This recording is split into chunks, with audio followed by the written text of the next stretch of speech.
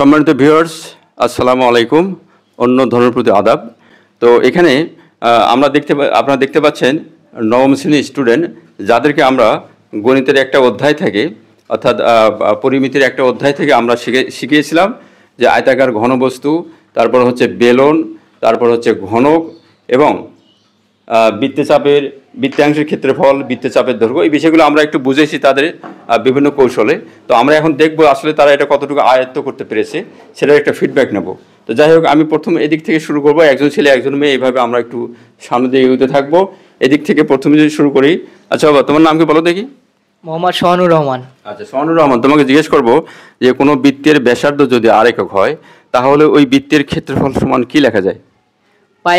পাই আর square বর্গ একক। পাই আর square বর্গ একক, কারণ পাই আর স্কয়ার ক্ষেত্রফল দৈর্ঘ্য গুণন প্রস্থ, তাই তো? ক্ষেত্রফলের ভিতরে থাকে।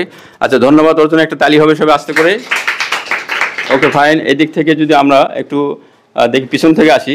আচ্ছা এদিক থেকে যদি জিজ্ঞেস করি, আচ্ছা তোমার নাম কি বলো দেখি? আমার নাম প্রেরণা রানী। প্রেরণা রানী, যার নাম আগে থেকে জানি তার নাম প্রেরণা রানী। প্রেরণাকে জিজ্ঞেস করব যে কোনো বেলনের ভূমির ব্যাসার্ধ যদি আর একক হয় আর উচ্চতা যদি এইচ একক হয়, তাহলে ওই বেলনের বক্রতলের ক্ষেত্রফল কি? 2 পাই আর ইনটু এইচ। 2 পাই আর ইনটু এইচ, অর্থাৎ 2 পাই আর এইচ বর্গ একক। প্রশ্ন হচ্ছে তুমি এটিকে একটু দেখাতে পারবা কোনো কিছুতে, একটু খাতা দিয়ে দেখাও দেখি। আচ্ছা আমরা একটু সবাই খেয়াল করব। এটা হচ্ছে একটা বেলন, আর বেলনের এটা হচ্ছে উচ্চতা এইচ, আর এটা হচ্ছে পরিধি বৃত্ত 2 পাই আর। আর এটা যদি আমরা ছেড়ে দিই তাহলে এটা আয়তাকার হবে, সেজন্য বক্রতলের ক্ষেত্রফল সমান 2 পাই আর ইনটু এইচ। মানে দৈর্ঘ্য গুণন প্রস্থ আকারে 2 পাই আর ইনটু এইচ। ওকে ধন্যবাদ, ওর জন্য একটা তালি হবে। খুব সুন্দর দেখেছে, ঠিক না? খুব সুন্দর লাগলো। এরপর থেকে আমরা যদি এইখানে যাই। আচ্ছা তুমি একটু দাঁড়াও বাবা, তোমার নাম কি? তাসলিম আলম মিজান। তাসলিম আলম মিজান, তোমাকে জিজ্ঞেস করবো কোনো আয়তাকার ঘনবস্তুর দৈর্ঘ্য এ, প্রস্থ বি, উচ্চতা যদি সি হয়, সেক্ষেত্রে সেই আয়তাকার ঘনবস্তুর কর্ণের দৈর্ঘ্য কী হবে? Square plus B square plus C square. আয়তাকার ঘনবস্তুর কর্ণের দৈর্ঘ্য root A square plus B square plus C square. Root আবার মানে রুটের ভিতরে থাকবে A square plus B square plus C square, অর্থাৎ দৈর্ঘ্য স্কোয়ার, প্রস্থ স্কোয়ার, উচ্চতা স্কোয়ার, তিনটের যোগফল হবে, তাই তো? সঠিক উত্তর। সবাই একটা করতালি। এবার মেয়েদের ভিতর থেকে জিজ্ঞেস করি। আচ্ছা বাবা, তোমার নাম কি বলো দেখি? মোসাম্মদ সুরাইয়া আক্তার সাথী। সুরাইয়া আক্তার সাথী, তুমি ভালো আছো? হ্যাঁ স্যার। আচ্ছা তোমাকে আমি জিজ্ঞেস করি কোনো বৃত্তের ব্যাসার্ধ আর একক এবং বৃত্তচাপের দৈর্ঘ্য যদি এস হয়, বৃত্তাংশের বা বৃত্তচাপের দৈর্ঘ্য যদি এস হয়, চাপের অংশ বিশেষ, সেক্ষেত্রে এই এস সমান কি লেখা যায়? এস সমান পাই আর থিটা ভাগ 180 বর্গ একক। আচ্ছা এখানে আসলে বোঝাচ্ছে এটাই যে বৃত্তাংশের দৈর্ঘ্য অর্থাৎ বৃত্তের একটা অংশ যদি আমরা যদি এর দ্বারা প্রকাশ করি, সেক্ষেত্রে আমরা বলেছিলাম যে পরিধির অনুপাত সমান কোণের অনুপাত। কোণের অনুপাত কি? 360 ডিগ্রি থিটা, তাই তো? সেখান থেকে এস সমান কি বললো তুমি? পাই আর থিটা ভাগ 180। পাই আর থিটা ভাগ 180। বুঝতে পারছো সবাই? সঠিক উত্তর। একটা করতালি হবে।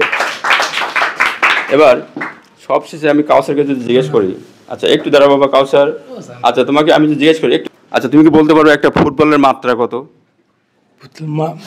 ফুটবলের মাত্রা কত? ফুটবল তিনটা কি কি?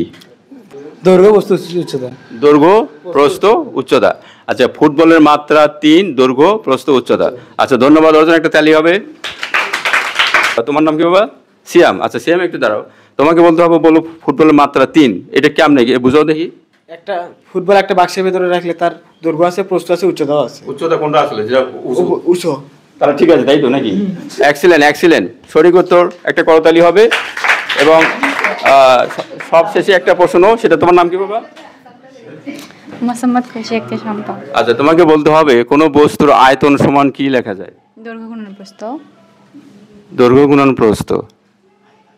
আর কিছু? দৈর্ঘ্য গুণন প্রস্থ। আচ্ছা ও বলছে দৈর্ঘ্য গুণন প্রস্থ।